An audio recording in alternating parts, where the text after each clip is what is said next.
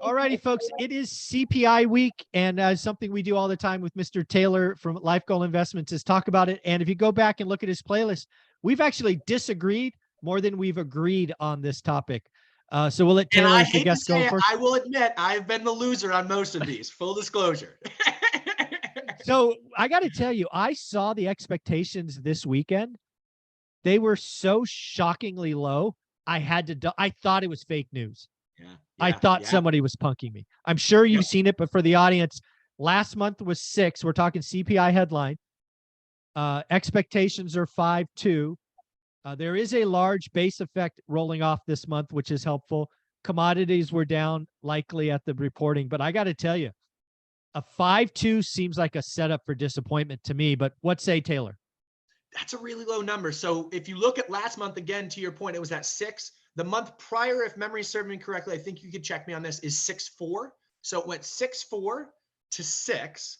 Now we're expected to go from 6, doubling that disinflationary decrease down to a 0.8% lower, down to 5.2. That's a big number. I'm with you on this one. Like, I am really optimistic that inflation is slowing.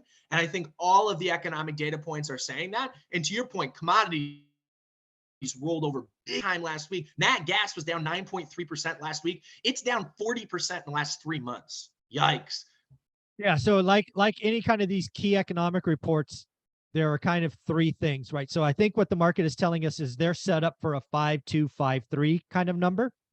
So let's play the 3 angles. Let's say it comes in at above that. Let's say it's 5.4 or higher.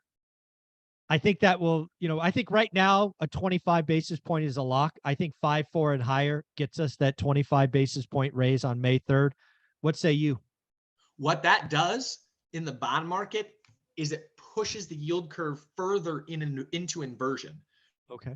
So what it'll do is it'll drive the front end, the 2-year note, higher, because right now there's like a 70-30 chance is what the market's betting that we'll get that rate increase. So if we get that 5.4 and above number, that will push almost certainty on that rate increase. And guess what rate increases do? They slow down the economy. And guess what the 10-year treasury does? It falls on that data. So what you'll get is a further inverted yield curve if we get that data coming out at above 5.4. And then on the other side, from a stock market perspective, it'll be ugly. It will be ugly because what you have here is the Fed continuing to slam on the brakes, driving consumer debt to be more expensive, driving company debt to be more expensive. And the more economically sensitive sectors of the market, more interest rate sensitive sectors of the market, I meant to say, we'll see that as a bigger punch in the face, i.e. tech.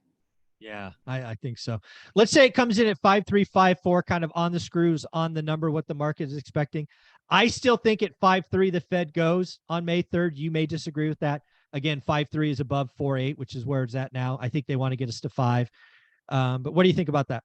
I agree. I think that it is more likely. So my personal opinion, and not that anyone gives a darn about that, but my personal opinion is the Fed doesn't need to go anymore. You have a rollover in commodity prices. You have a rollover in economic information that we're seeing across the board. The consumer is struggling, et cetera. I think inflation is behind us. But to your point, Jerome Powell has made it very clear that the clear and present danger is that 1970s recreate themselves.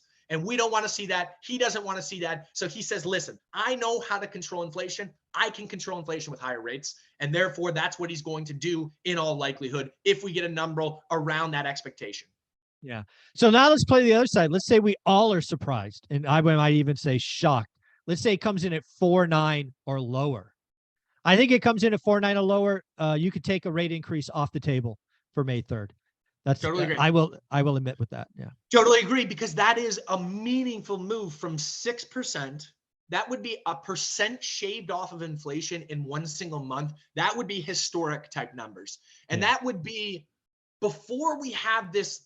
And maybe we're having this because, again, you don't know you're in a recession until 6 months thereafter. And that's when they declare it. So that would tell me likely that we are currently in a recession, and we'll know 6 months down the road from now that looking backwards, we're already in a recession. That'll be a really big indicator if inflation comes down that much.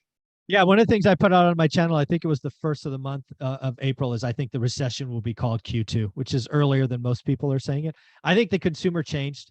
I think that's SVB thing. I think all the banking turmoil, again, it turned into a nothing burger, but you can't scare the consumer. And now we're seeing, again, the well-to-do pull back on discretionary. Costco was the first sign. Actually, the first sign was a flash report from MasterCard, then Costco, and now Apple this morning. I'm like, man, how many more signs do you need that we've stopped spending on discretionary? And guys, this is a big week because earnings get reported on Friday by the big banks, Citi, Wells, JP, and BlackRock, which is not a bank, but it's an asset manager. All of them will be reported this Friday. So this is the first look we get at big, meaningful, economically sensitive banks telling us where we are from an economic standpoint. Folks, we've just realized what topic number 4 is going to be. We're going to get into that next. But Taylor, how can people follow you? And let's just, I always ask, you can guess, what do you think CPI print will be Wednesday? Just wild ass guess. Yeah, so I think it's going to come off big. So I'll put it at 5.4, 5.3, 5.4. That's my number, 5.4. Big movement downwards. Is it 5.4? Yep. Yeah, all right. Well, we'll see. Hey, we actually agree for once. I'll go 5.3 then for the record. Okay, you go 5.3. I'll go 5.4. Yeah. Why change now? Taylor, where can people find you? Yeah, follow us at Life Goal Investments, both on Instagram and on TikTok. Again, it's Life Goal Investments. We do a little different stuff on the 2 platforms, so it might be worth following us on both of them. And if you ever want to see an epic rant about housing, go check him out. We did a video on it earlier. It was classic. Thanks, buddy. You're the man, Michael. Thank you.